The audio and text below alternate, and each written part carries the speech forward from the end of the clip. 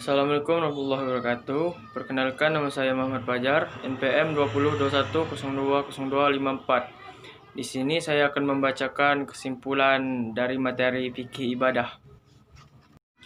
Yang pertama adalah zakat. Zakat termasuk rukun Islam yang keempat. Zakat adalah sejumlah harta yang wajib dikeluarkan oleh umat muslim untuk memberikan kepada golongan yang berhak menerimanya, seperti fakir miskin dan semacamnya, sesuai dengan ditetapkan oleh syariah.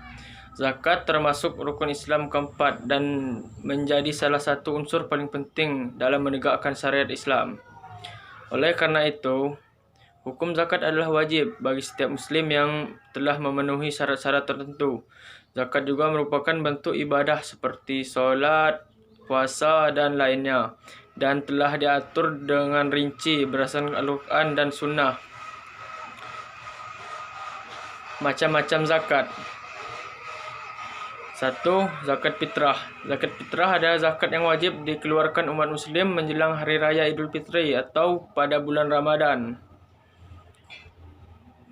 Zakat mal. Zakat mal adalah zakat harta, zakat penghasilan seperti hasil pertanian, hasil pertambangan, hasil laut, hasil perniagaan, hasil ternak, hasil emas, dan harta temuan. Masing-masing jenis penghasilan memiliki perhitungannya sendiri. Dalam Undang-Undang tentang Pengelolaan Zakat Nomor 38 Tahun 1998, pengertian zakat mal adalah bagian dari harta yang disisihkan oleh seorang muslim atau badan yang dimiliki orang muslim sesuai ketentuan agama untuk memberikan kepada yang berhak menerimanya. Orang-orang yang berhak menerima zakat. 1. Fakir. Fakir adalah golongan orang yang hampir tidak memiliki apapun sehingga tidak mampu memenuhi kebutuhan pokok hidupnya. 2. Orang miskin. Golongan yang memiliki sedikit harta tetapi tidak mencukupi kebutuhan dasar untuk hidupnya. 3. Amil. Amil adalah orang yang mengumpulkan dan membagikan zakat.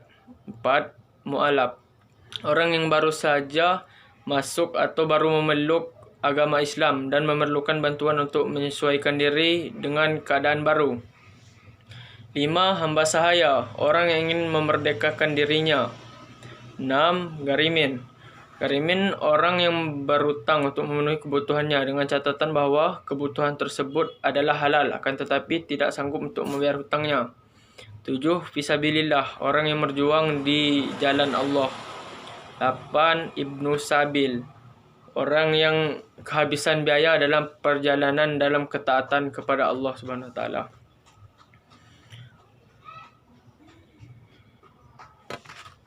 Dari pembahasan ini, kamu pasti sudah dapat mengetahui apakah kamu termasuk orang yang harus membayar zakat atau yang berhak menerima zakat.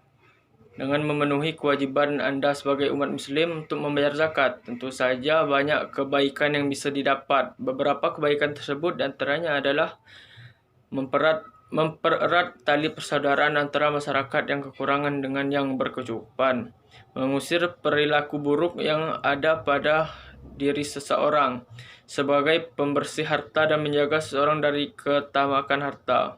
Ungkapan rasa syukur atas nikmat Allah Subhanahu Wa Taala yang telah diberikan kepadamu untuk mengembangkan potensi diri sebagai umat Islam. Yang kedua adalah taharah. Taharah secara bahasa berarti bersuci atau bersih dan membebaskan diri dari kotoran dan najis. Sementara menurut istilah, taharah berarti menghilangkan hukum hadas untuk menunaikan salat atau ibadah lainnya yang mensyaratkan untuk bersuci dengan air atau pengganti air, tayamum. Secara umum, taharah berarti menghilangkan kotoran dan najis yang dapat mencegah sahnya solat, baik najis atau kotoran yang menempel di badan maupun pakaian. Menjaga kebersihan dalam sebuah hadis tersebut sebagian dari iman. Taharah juga memiliki kedudukan yang paling utama dalam ibadah. Apabila seorang sudah memahami dan menjalankan dengan baik, maka ibadah akan berjalan dengan baik.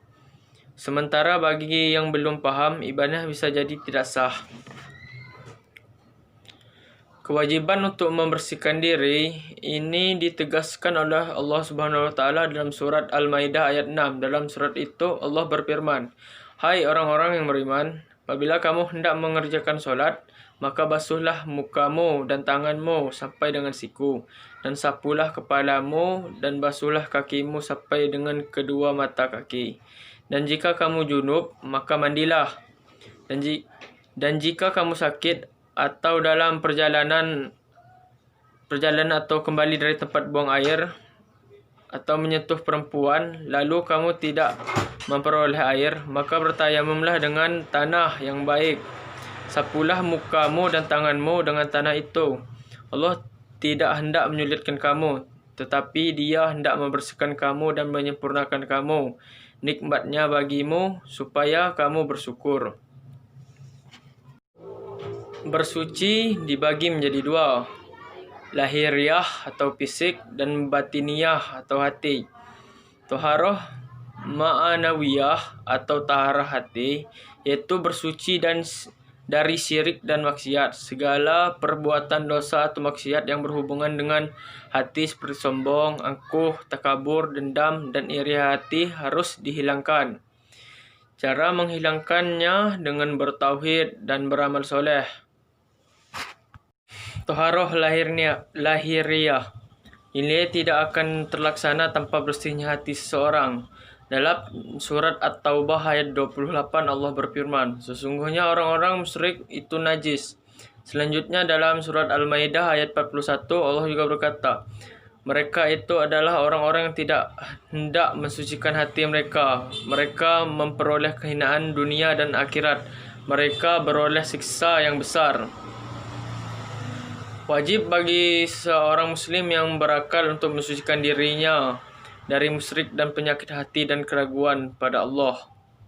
Taharah kedua yang bersifat fisik, mensucikan diri dari hadas dan najis, adalah bagian dari iman kedua. Allah mensyariatkan taharah badan ini dengan wudu dan mandi wajib. Menghilangkan najis dan kotoran ini tidak hanya fisik manusia, tapi juga yang melekat seperti pakaian hingga tempat ibadah.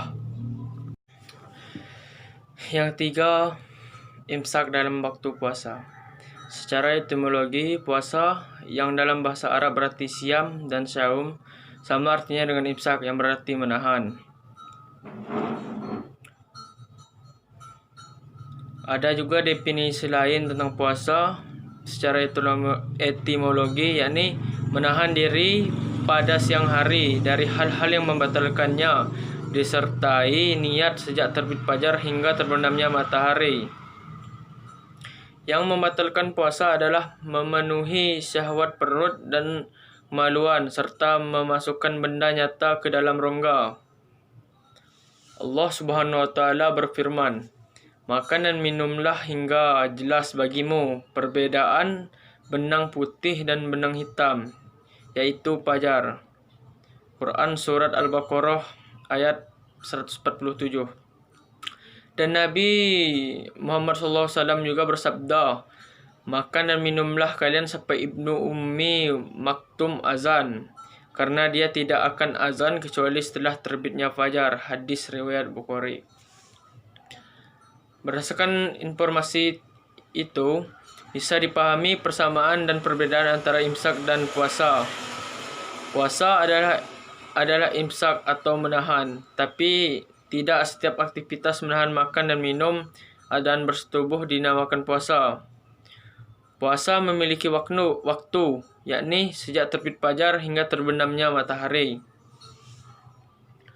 Aktivitas menahan makan, minum, dan bersetubuh dari terbit fajar hingga matahari terbenam yang tidak disertai niat tidak dihukumi puasa menurut syariat. Perbuatan ini hanya memenuhi pengertian puasa secara etimologi, yakni imsak. Puasa tanpa niat sia-sia. Sabda Nabi Muhammad SAW bersabda, "Amal itu tergantung niatnya." Hadis riwayat Bukhari dan Muslim. Yang maksud dengan niat puasa di sini adalah bukan secara lafaz niat dalam bahasa Arab yang dilakukan sendirian atau berjamaah dan dipimpin oleh imam tarawih. Menurut Salim bin Sumair dalam Safinah Al-Najah, niat itu adalah sengaja sesuatu berbarengan dengan melakukan perbuatan tertentu yang tepatnya ada di dalam hati. Baik, mungkin itu saja yang bisa saya sampaikan. Jika ada kesalahan, saya mohon maaf. Wassalamualaikum warahmatullahi wabarakatuh.